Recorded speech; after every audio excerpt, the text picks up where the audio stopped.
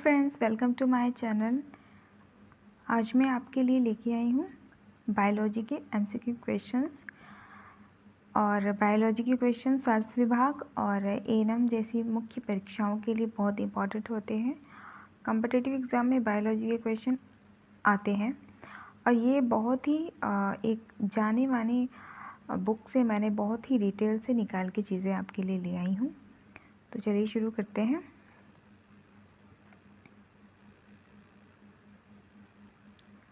कोशिका अंग और संरचनाएं। कोशिका का कौन सा भाग होता है? कोशिका अंग और संरचनाएं। कोशिका का कौन सा भाग होता है?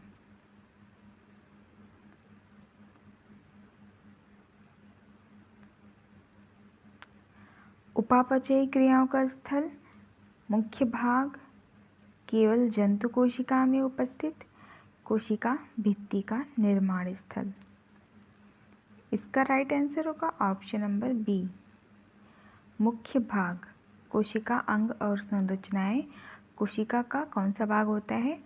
मुख्य भाग।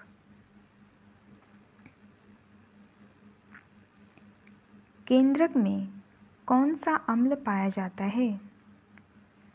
केंद्रक में कौन सा अम्ल पाया जाता है? इसका राइट आंसर होगा option number C, deoxyribonucleic acid, जिसे डीएनए कहते हैं। केंद्रक में कौन सा अम्ल पाया जाता है? तो केंद्रक में डीएनए अम्ल पाया जाता है। Option number C. केंद्रक की खोज किस वैज्ञानिक ने की थी? Mendel, Robert Brown, Palade, Boveri. Mendel, Robert Brown, Palade, Boveri. इसका राइट आंसर होगा option number B, Robert Brown. केंद्रक की खोज रॉबर्ट ब्राउन ने की थी। कोशिका द्रव्य कहाँ पाया जाता है? केंद्रक के अंदर, कोशिका कला और केंद्रक के बीच, केवल कोशिका भित्ति में, लाइसोसोम के अंदर। इसका राइट आंसर होगा ऑप्शन नंबर बी, कोशिका कला और केंद्रक के बीच में पाया जाता है। कोशिका द्रव्य कोशिका कला और केंद्रक के बीच पाया जाता है। क्रोमोसोम। क्रोमोसोम किसका बना होता है? केवल डीएनए, केवल प्रोटीन, शर्करा और वसा, डीएनए और क्षारीय प्रोटीन, हिस्टोन। क्रोमोसोम किससे बना होता है? ऑप्शन नंबर डी, डीएनए और क्षारीय प्रोटीन, जिसे हिस्टोन कहते हैं। तो हम कह सकते हैं क्रोमोसोम हिस्टोन से बना होता है। कोशिका का आनुवांशिक वाहक किसे कहा जाता है? कोशिका का आनुवांशिक वाहक किसे कहा जाता है? केंद्रक कला, क्रोमोसोम, सेंट्रोसोम, कोशिका द्रव्य। इसका राइट आंसर होगा option number B, option number B. कोशिका का आनुवांशिक वाहक किसे कहते हैं? क्रोमोसोम को। राइबोसोम की खोज 1953 में किसने की थी? राइबोसोम की खोज 1953 में किसने की थी? Robert Brown, Boveri, Fleming, Palade. Ribosome की खोज किसने की थी? पलाडे ने 1953 में। 1953 में राइबोसोम की खोज किसने की थी? पलाडे ने। राइबोसोम का प्रमुख कार्य क्या है? वसा का संश्लेषण, शर्करा का भंडारण, प्रोटीन का संश्लेषण, डीएनए का द्विगुणन। इसका राइट आंसर होगा ऑप्शन नंबर सी, प्रोटीन का संश्लेषण। राइबोसोम का प्रमुख कार्य होता है प्रोटीन का संश्लेषण।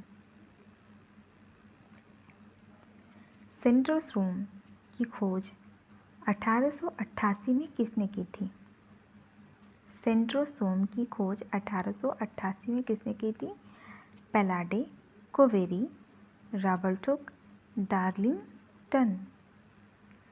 इसका राइट आंसर है ऑप्शन नंबर बी, कोवेरी।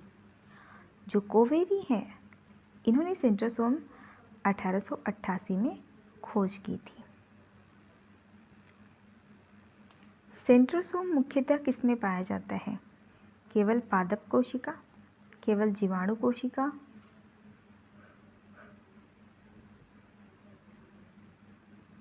जंतु कोशिका, शैवाल कोशिका। सेंट्रोसोम मुख्यतः किसमें पाया जाता है? जंतु कोशिका में। सेंट्रोसोम मुख्यतः जंतु कोशिका में पाया जाता है, जीव जंतुओं में। सेंट्रोसोम किसमें भाग लेता है?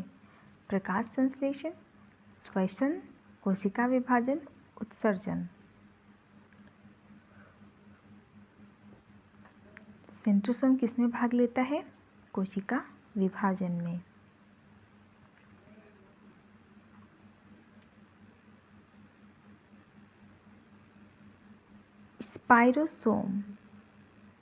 स्पाइरोसोम में कौन सा एंजाइम पाया जाता है?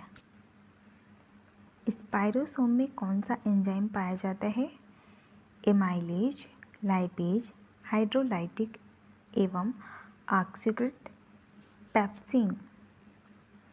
इसका राइट आंसर होगा स्पाइरोसोम में कौन सा एंजाइम पाया जाता है? हाइड्रोलाइटिक एवं ऑक्सीकृत। Option C. स्पाइरोसोम का मुख्य कार्य क्या है? स्पाइरोसोम का मुख्य कार्य क्या है? प्रोटीन संश्लेषण, वसा का संश्लेषण, जल का परिवहन, आनुवांशिक सूचनाओं का वहन।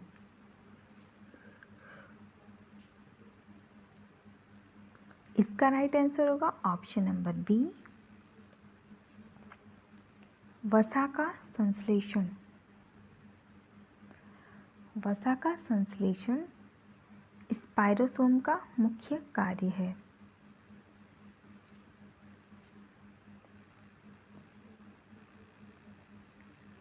केंद्रक द्रव्य और कोशिका द्रव्य को संयुक्त रूप से क्या कहते हैं? केंद्रक द्रव्य और कोशिका द्रव्य को संयुक्त रूप से क्या कहते हैं? केवल कोशिका द्रव्य, प्रोटोप्लाज्म, साइटोसोल, केंद्रक रस। इसका राइट आंसर है ऑप्शन नंबर बी, प्रोटोप्लाज्म। केंद्रक द्रव्य और कोशिका द्रव्य को संयुक्त रूप से क्या कहते हैं? प्रोटोप्लाज्म। केंद्रक की खोज किस वर्ष हुई थी? केंद्रक की खोज किस वर्ष हुई थी? 1833, 1953, 1888, 1831। इसका राइट आंसर है ऑप्शन नंबर डी, 1831। 1831 में केंद्रक की खोज हुई थी। कोशिका विभाजन को सबसे पहले 1855 में किसने देखा? कोशिका विभाजन को 1855 में किसने देखा? जब हमारे यहाँ आज़ादी की लड़ाई लड़ी जा रही थी, तो वहाँ विदेशों में ऐसे प्रयोग हो रहे थे। कोशिका विभाजन की सबसे पहले 1855 में किसने देखा? Robert Brown, Palade, Darlington, Virchow. Virchow ने 1855 में कोशिका विभाजन को सबसे पहले देखा। इसके बाद ही सबको पता चला। कोशिका विभाजन मुख्य रूप से किस प्रकार की कोशिकाओं में होता है? अचल कोशिका, निष्क्रिय कोशिका, मृत कोशिका, सक्रिय विभाजनशील कोशिकाएं। कोशिका विभाजन मुख्य रूप से किस प्रकार की कोशिकाओं में होता है? ऑप्शन नंबर डी, सक्रिय विभाजनशील कोशिकाएं। जो सक्रिय विभाजनशील कोशिकाएं होती हैं, कोशिका विभाजन मुख्य रूप से सक्रिय विभाजनशील कोशिकाओं में होता है। क्वेश्चन नंबर 18, असली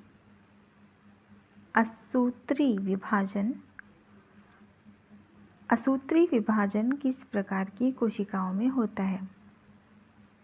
सक्रिय वृद्धि वाली कोशिकाएं, अविकसित रोगग्रस्त जीर्ण और शीघ्र विभाजन होने वाली कोशिकाएं,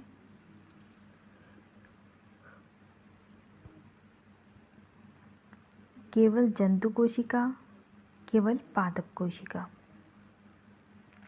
असूत्री विभाजन किस प्रकार की कोशिकाओं में होता है?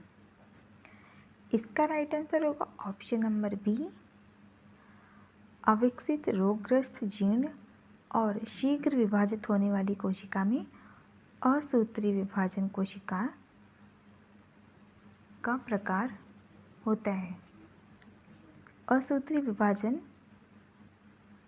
प्रकार की कोशिकाओं किस प्रकार कोशिकाओं में होता है? अविकसित रोगग्रस्त जीर्ण और शीघ्र विभाजित होने वाली कोशिकाओं में।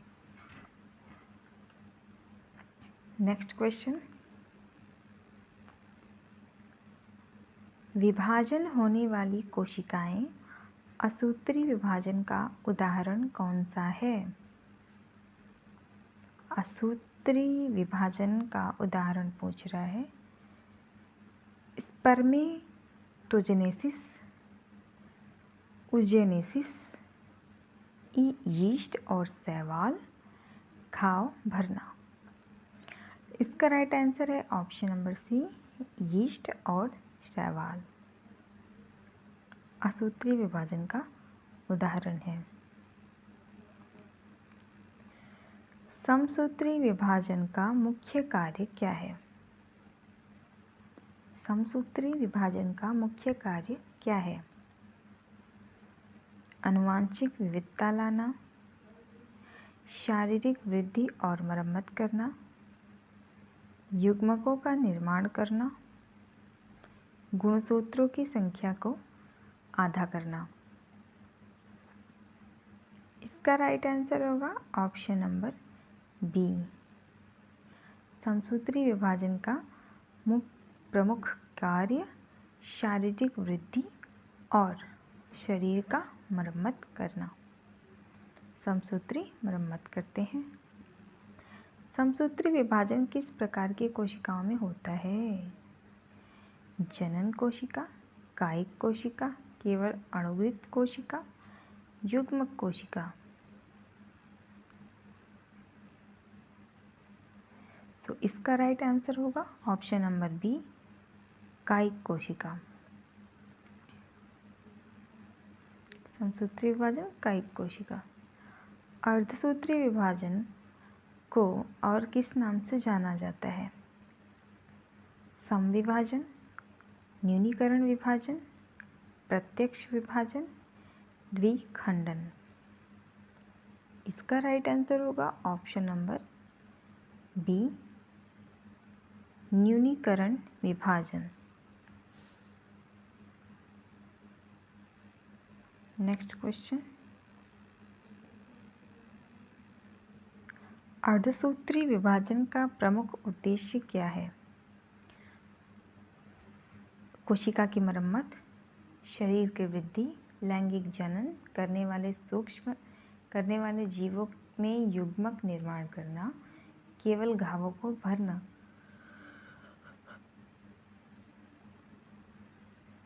केवल घावों को भरना। इसका राइट आंसर होगा ऑप्शन नंबर सी, अर्धसूत्री विभाजन का प्रमुख उद्देश्य लैंगिक जनन करने वाले जीवों में युग्मक निर्माण करना। नेक्स्ट क्वेश्चन, अर्धसूत्री विभाजन कितने चरणों में होता है? अर्धसूत्री विभाजन कितने चरणों में होता है? इसका आंसर होगा 1, 2, 3, 4।